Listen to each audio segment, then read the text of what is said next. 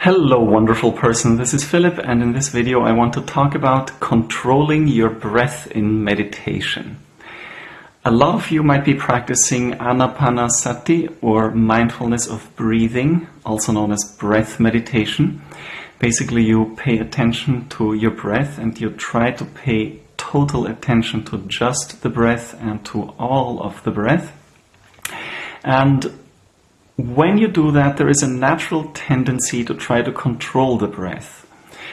Now, first I should probably mention that when you practice yoga or do some aerobic exercise, stuff like that, sometimes the instructor will tell you to breathe deeply. Don't forget to breathe and always go. And that's, of course, something that you should do if your yoga instructor tells you to do that. But for breathing meditation, this is not the point of the exercise. You're not supposed to sit for half an hour and go necessarily. You're basically expected to have your breath flow naturally and just observe it.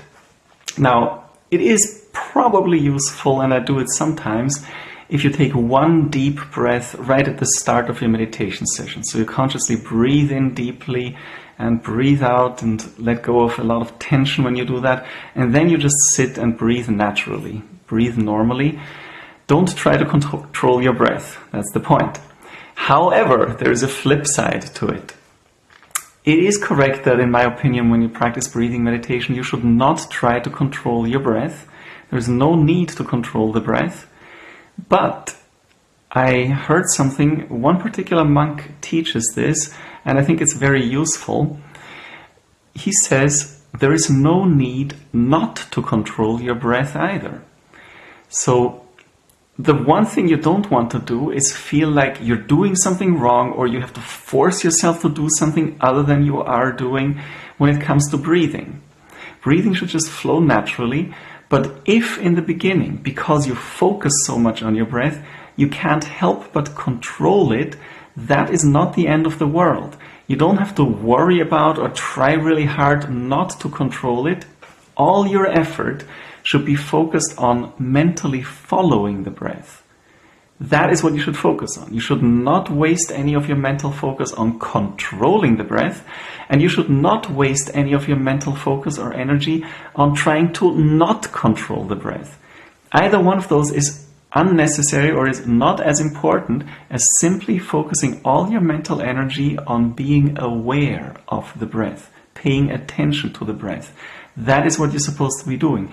Whether part of your mind is controlling the breath or not, the main point of the exercise when you do breathing meditation is to try to direct all your efforts of attention on just the way the breath flows, not on whether you or someone else is controlling it or not controlling it. All of that is not important. Important when you do breathing meditation, the important thing is just following the breath, paying attention to the breath.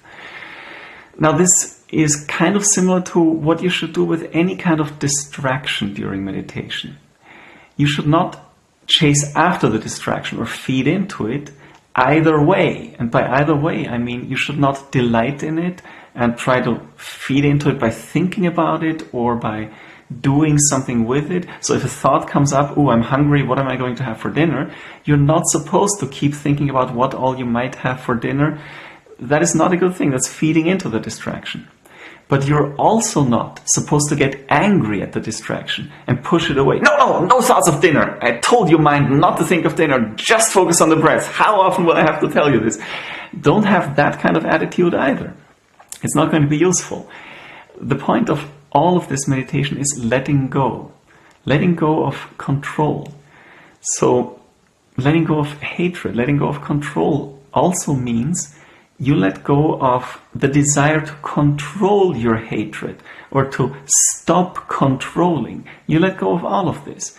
If there is something in your mind that is controlling or is angry right now, let it be. Don't push it away. Don't feed into it. Just understand that it's there and it is not your object of concentration. It is not what you want to focus on. You don't want to focus on it. You don't want to focus on controlling it. You want to focus on your main meditation object, which is the breath. So when you feel really angry, you just allow that anger to be there and focus on the breath. When you feel like you're controlling the breath, you allow that control to be there and focus on the breath. That's sort of how I would handle it.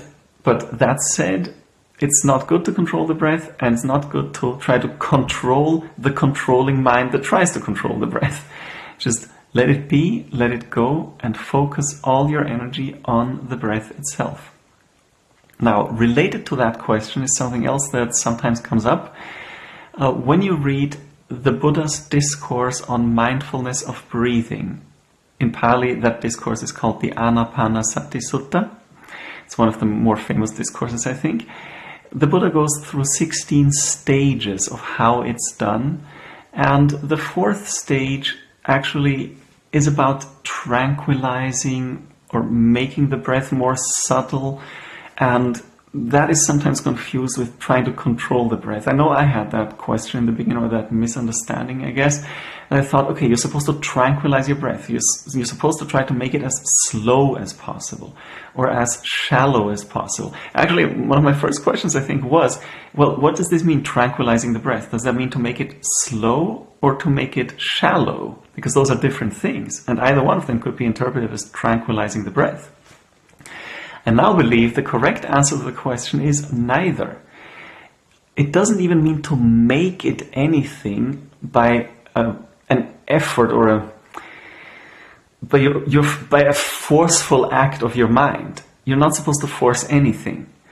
But what will happen sort of automatically when you solidify and practice the third stage, after practicing the first two stages, the third stage is trying to focus on the entire body of the breath.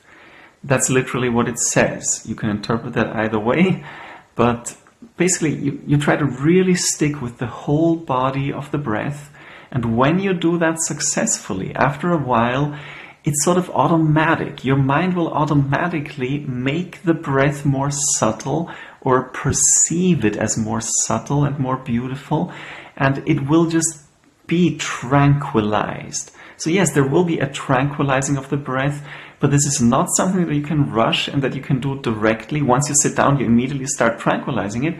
This is something that arises from the previous stages, specifically from the stage that is literally right previous to that one, which is focusing on the whole body of the breath. This is, I believe, the exact same phenomenon that Ajahn Brahmavamso, the Englishman who turned Buddhist monk in Thailand and is now teaching in Australia, Ajahn Brahm, what he calls the beautiful breath. I believe that is exactly what this tranquilized breath is. It's just, the way I personally perceive it is, normally when you breathe, before you get to that stage, when you pay very close attention, there is always a certain amount of friction that you can notice that sort of the air has at your nostrils. At least that was the case in my case. I'm not saying this is necessarily going to be your experience, but I've talked to a few people who have had the same experience. So even when you breathe very slowly and you have a very shallow and sort of kind of tranquilized breath already, you're also paying very much attention to the breath, and you can feel a little bit of this.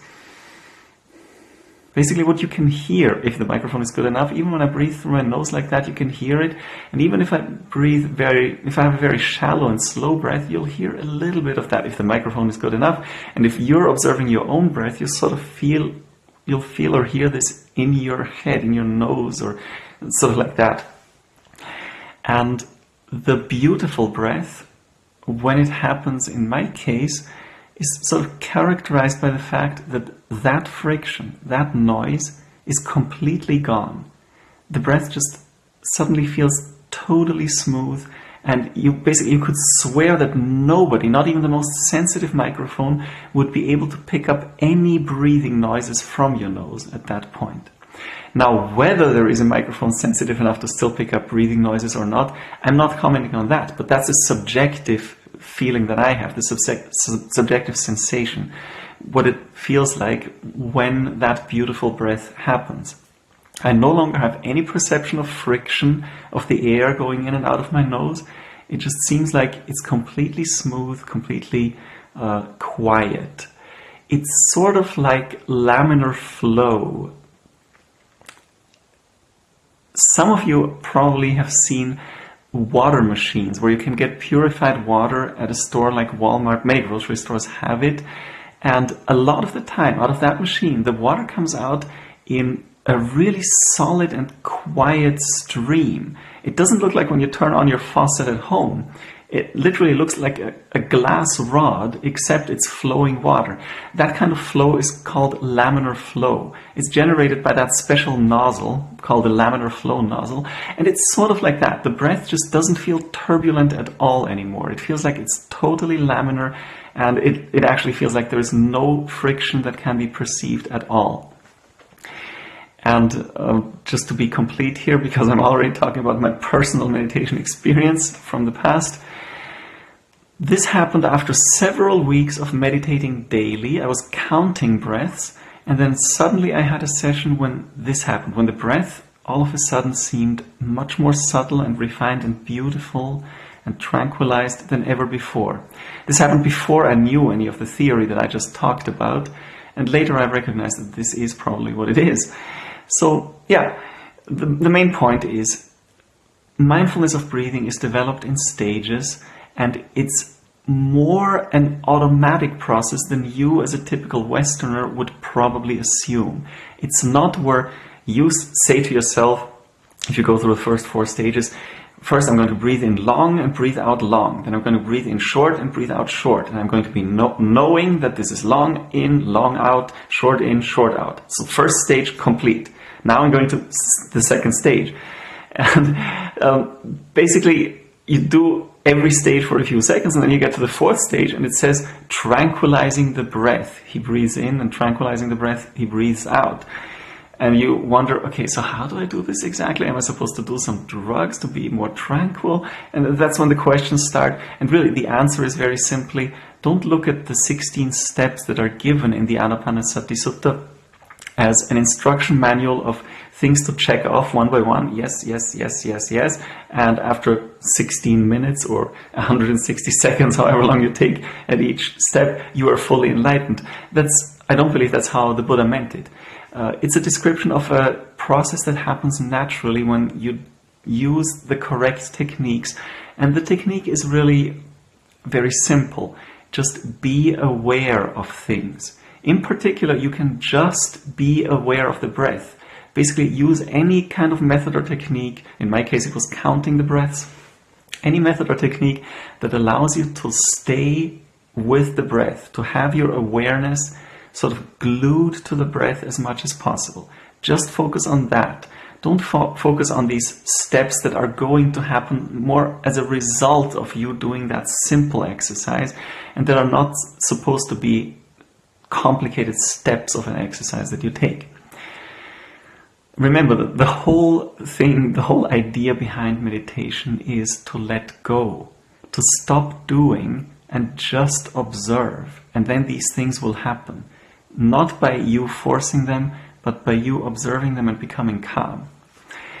So those are my thoughts on the first few steps in the Anapanasati Sutta. In other words, on how a beginner and a beginning to intermediate meditator, which is the stage where I am after about 10 years, will practice breathing meditation and will be successful with the first steps of breathing meditation. Don't misunderstand them as having to do all these complicated things. It is really very simple. There's only one instruction. Let go of everything but the awareness of natural breathing. Everything else, all the other instructions, including the 16 steps, are sort of guidelines to help you if you encounter problems or if you feel stuck, or just to let you know that what you're going through is natural and is normal. It's not a step-by-step instruction set. The instruction pretty much remains to do anything you can to let go of everything but the awareness of the breath. Thanks for listening and have a good day.